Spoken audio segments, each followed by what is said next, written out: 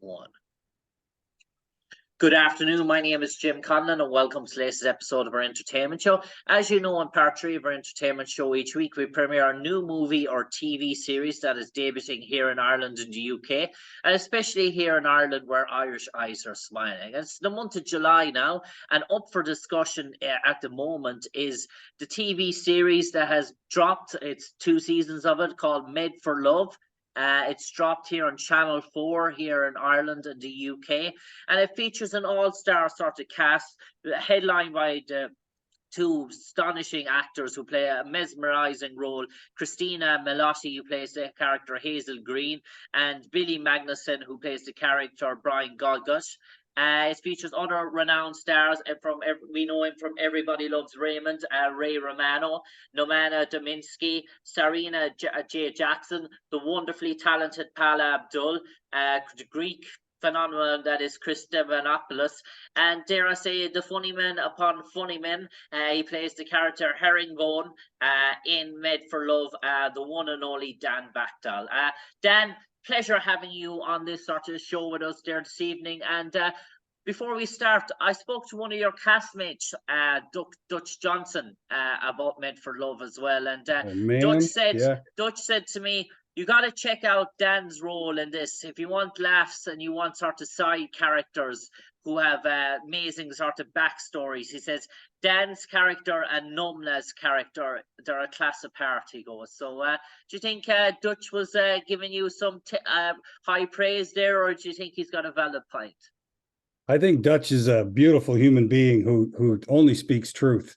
No, he's got a great point. You know what's funny is when I met Noma, the first day that she and I were shooting together on this, and she's a Brit, she's from London. She and I just hit it off. And I think that started to kind of inform the kind of relationship these characters were going to have. They even went so far as to give us all framed photos, from set. And mine was a picture of me and Noma staring lovingly at one another. It's not even a romantic relationship in the show. It's just a partnership, a business partnership, but there's a great respect there. Dan, in terms of what vibes I got from watching the trailer and watching the first few episodes, it struck me the movie, and a classic movie with Bruce Greenwood and Ashley Judge called Double Jeopardy. You might remember this sort of woman thinks she has the dream sort of future, the sort of dream husband. Everything is supposed to be going everything in a way, and then it hits a curveball, and her whole life rips apart and falls from under the socket, and she finds out that Bruce Greenwood's character is the devil amongst men. But something similar going on here, I feel, with Billy Magnussen and Cristin Milioti. It seems to be the perfect bliss, the perfect romance, and then we see the true calling or the true colours of Brian Goggut or Billy Magnussen, dare I say. Yeah, I think it was kind of prescient. We started working on this before the pandemic. We shot the pilot, gosh, I want to say a year before the pandemic started. And then it took a little time to rework and so forth. But as the show evolved and began to really reveal itself, you saw that there was this really neat relationship going on, almost like what I would imagine someone like Elon Musk or Bill Gates might have if they had to go on the dating scene. It would be like where you're this super powerful, super rich guy who's not all there because he's so focused on business and how things are done. And I think that I couldn't say enough good things about Cristin Milioti. She is a tremendous performer and a really great person to be with on set. And she and Billy, I thought, built a really cool, intricate, complicated relationship. And in terms of those mind-altering sci-fi scenes where there's sort of projections and the visual sort of things, that really struck me about Cristin, the way she sort of pulled those off in terms of those sorts of, because that's imaginary in some cases, that's sci-fi, that's green screen sort of work, and you're going from reality to illusion, back to reality, into illusion, back to reality again, flipping the whole sort of time. It takes an awful lot of improv, and as a comedy actor, that's a hard thing to do, where to just switch that button on and off instantly like that. And that's what struck me about Cristin's, her ability to go from both worlds at an instant. Absolutely. It takes a lot of discipline too. I think she's a very disciplined actor. I'll say this, and I mean all due respect with it, she does 90% of her work with her eyes. I mean, you see, if she's just standing there, her eyes tell you, I'm scared, I'm happy, I'm nervous, I'm contemplative. And that's what I think about when you have those flips from reality to what she doesn't know yet is memory, or she doesn't know yet is the truth. To keep that together, because those things are not shot in sequence. They're not even shot on the same day. So to keep those connected, to thread them together in a way that still shows us that this is happening contiguously is a real trick to pull off. And I think she does it beautifully. She's a master. Yeah. And Dan, was it an instant yes when you read the script Oh, and yeah. you heard about the character Herringbone for you to come on Yes. board this project? And what made it jump out for you in terms of straight away that you said, yeah, that's someone I can relate to, I can bring to life, I can bring him off the pages to our TV screens? Yeah, funny enough, it wasn't even about my role. It was about, oh, Cristin Milioti, I get to work with Cristin. I'm going to do that. Oh, Ray Romano's in this thing. I'm in. You know, I mean, I would have worked with Cristin anyway. I would have really strongly desired to do so. But once I heard that Ray was going to be in it, and the stories you hear about Ray are all true. He is a tremendously generous actor and a really great person on set, which is where you spend most of your time in between action and cut. We would do for free. It's the rest of the time where you're sitting around burning time that a guy like Ray is indispensable. Mm.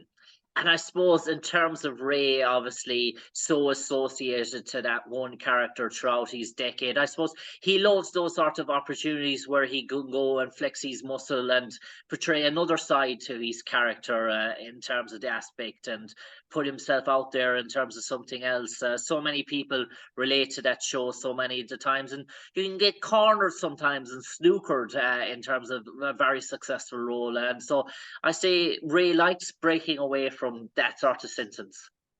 It sure seems like it. I'm a huge fan of Get Shorty, which was a show with one of your fellow countrymen. Chris O'Dowd was the co-star with Ray in that, and it was a beautiful show, beautifully done, funny but scary and dark. And this show is the same. Made for Love is a very dark show. There is a lot of comedy, and a guy like Ray can get laughs in the darkest moments because of, I guess, just because he's just got funny bones, you know. So I'm sure a guy like him is always striving to find new avenues and new roads.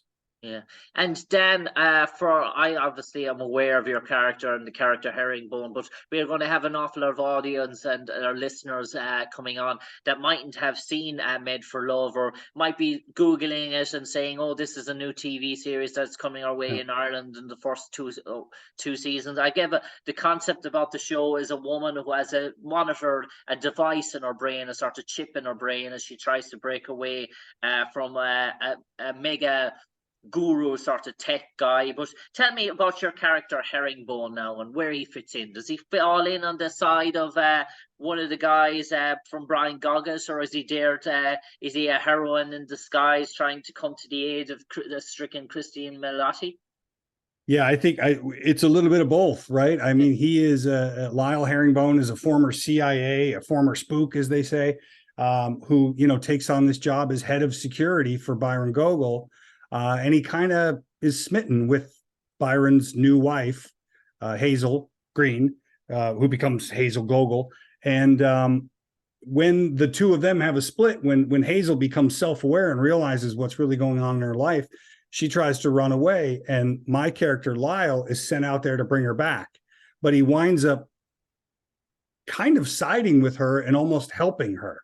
And I don't want to give too much away, but that doesn't, of course, yield great results for Lyle Herringbone down the line, because a guy like Byron Gogol doesn't get to be a tech billionaire by being friendly and sweet. So you're basically Dog the Bounty Hunter gone good. Yes, exactly. I'm breaking good. That's what I like to say. You're breaking good. You're breaking good. And in terms of the show, Dan, in terms of its sort of two seasons, that are sort of dropping our way. What do you think is the hook or the catch that make people sort of want to watch on after season 1 and watch into season 2? What is the sort of the thing that makes us keep coming back for more in terms of Made for Love? Because some of these shows, they kind of blockbuster open 1 or 2 sort of episodes and 3 or 4, and then it takes a curvedale and you say, well, I've seen the best of it now in terms of that. What makes Made for Love makes you say, right, I want to see episode 8 of season 1, I want to see episode 5 of season 2, for example?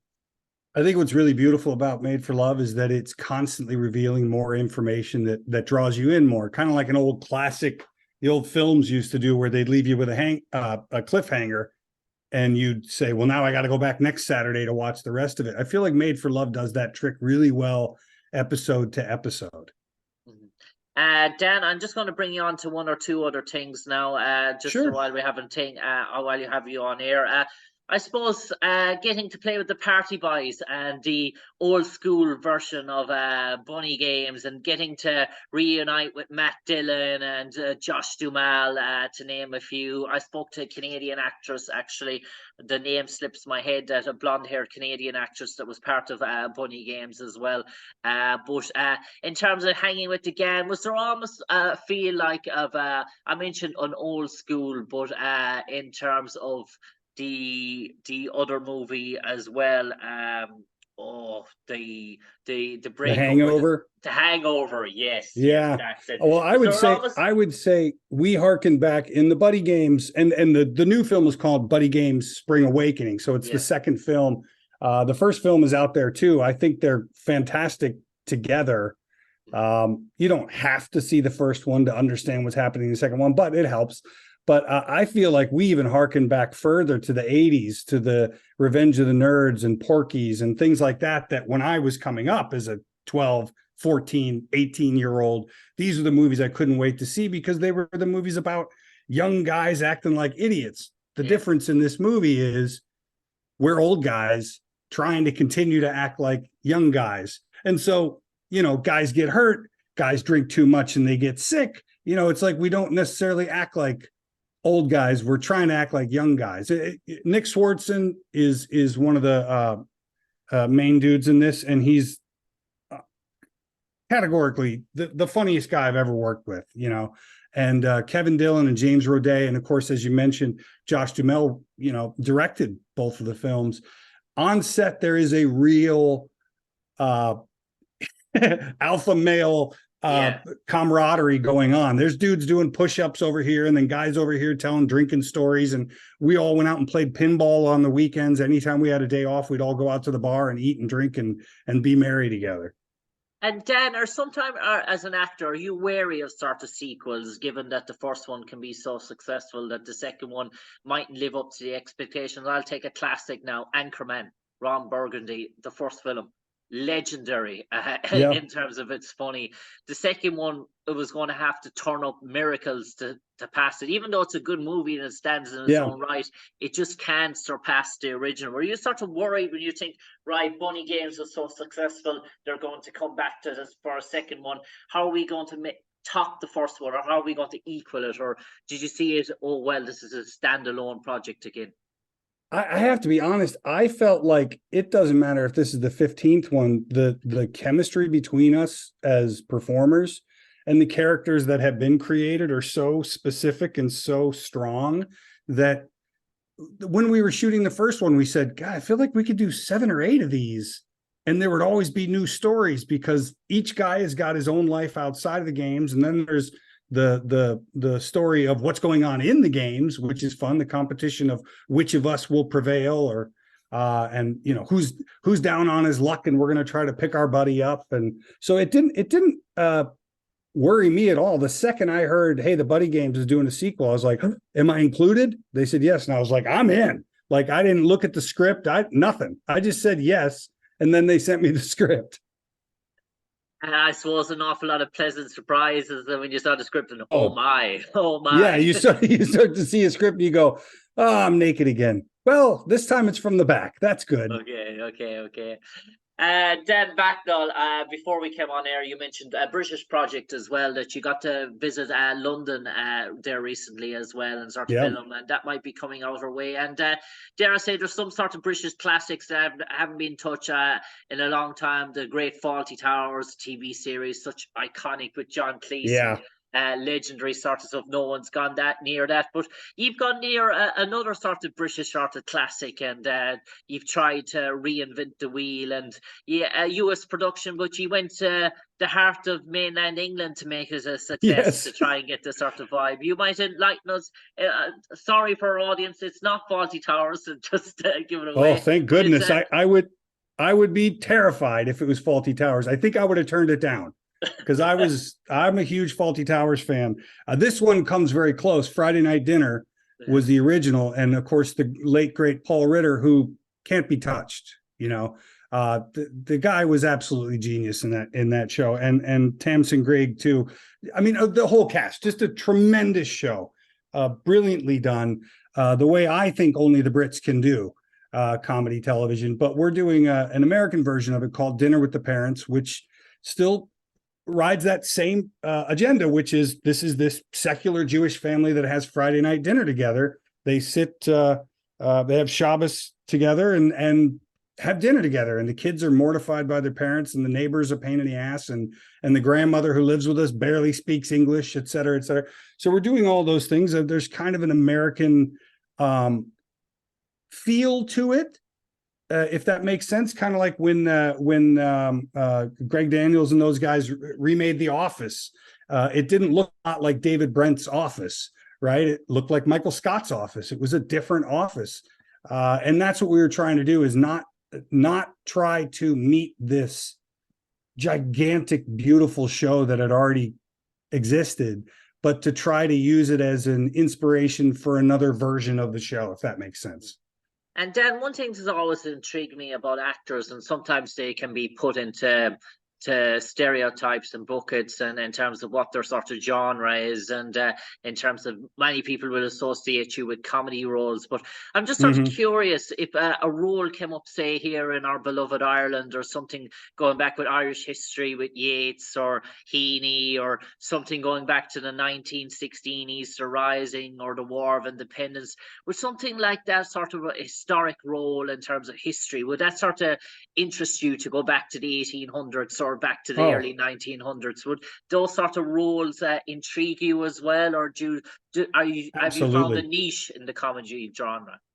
No, absolutely. I love doing drama as well. It's not something I'm called on as much, but here in the States, in the past couple of years, I did a show called Tales from the Loop, which was a sci-fi, but a drama based on the drawings and artwork of Simon Stålenhag, who's a Swede. And then I also did the impeachment American Crime Story, in which I portrayed Ken Starr, which was there's nothing funny about Ken Starr. And I got to tell you too, look, the opportunity to work in Ireland on an Irish story would be amazing to me. One of my favorite films of all time is In the Name of the Father, which of course details a very difficult time and a very difficult story, but beautifully done. And I'm absolutely in love with British television, of which we get to see a lot of Irish television sometimes, because the BBC will send over Irish shows as well. So there are tons of interest for me in doing something like that. Dan Bakkedahl, I wish I could speak to you for another hour, but unfortunately time has come against us, cropper, as they say here in Ireland. Time has come a cropper, if you ever want to use that phrase. I like it. In the future. Dan, for the final 30 seconds, you might enlighten all our audience, if they haven't tuned in already, for Made for Love seasons 1 and 2 here on Channel 4 here in Ireland. And Dan Bakkedahl, who plays the character Herringbone, what's in store for them? Well, it's a wild ride. It's a uniquely funny show that also touches on the difficulty of modern relationships and the influx of technology into our personal lives is really what this is about. And I think it was so prescient that now with the rising popularity of AI, I feel like we've probably touched on something that's about to really go big. On that note, Dan Bakkedahl from me, Jim Conlan, an absolute pleasure talking to you on the airways this evening. Hopefully it's only the start, Dan. We'll get to touch base in the near time future again and have another conversation about further projects. I would really like that sometime again in the future. An absolute pleasure talking to you on the airways this evening, mate. And hopefully, please God, stay in touch, stay safe. And Dan Bakkedahl from me, Jim Conlan, to you. Take care. Thanks, Jim.